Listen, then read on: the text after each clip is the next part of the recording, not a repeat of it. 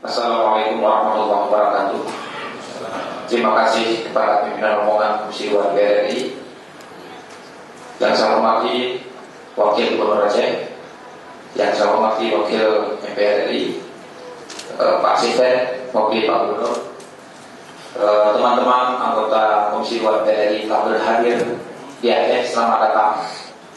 Kemudian seluruh unsur SKPA yang telah berhadir dari UIN Arabili, Unsia, MPU, dan Lanal, Kapolda, kemudian Pangdam, teman-teman wartawan media cetak dan elektronik.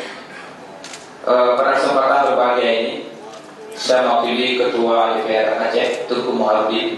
Salam dari beliau, mudah-mudahan bisa hadir karena pada rapat tim anggaran legislatif dan tim anggaran provinsi mewakilkan kepada saya. Terima kasih pula atas tanggapan yang disampaikan oleh teman-teman dari Komisi 2 DPR RI. Sebenarnya inilah Aceh. Apa yang telah disampaikan oleh perwakilan Bupati, Wali Kota, kemudian dari Kepala Biro tadi. Namun demikian saya ingin menambah hanya 2 poin saja. Dan terima kasih kepada Kanda Kapolri Wakar juga. Namun demikian saya mungkin agak sedikit berbeda yang tidak sempat disampaikan oleh teman-teman yang lain di Aceh.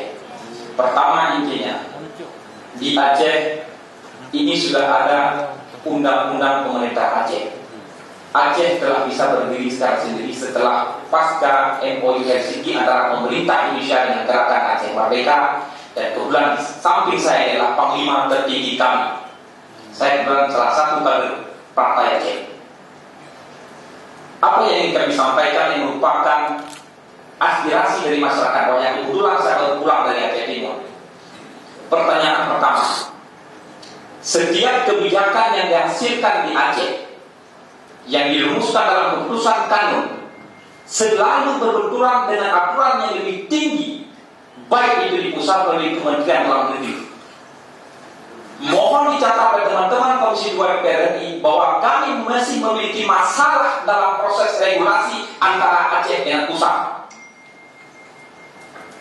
Jika memang ada keseriusan dari pemerintah pusat untuk menjaga proses reintegrasi perdamaian di Aceh, tuntut dan desak pusat agar segera mengakui apa yang telah ditandatangani sesuai dengan MOU Helsinki.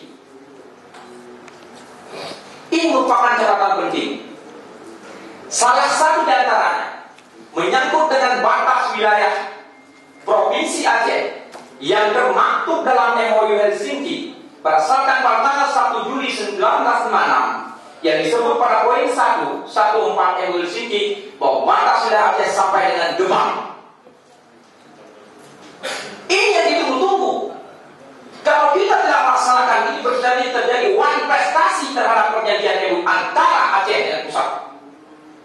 Mohon dimasukkan dalam satu agenda khusus Komisi 2 DPR RI.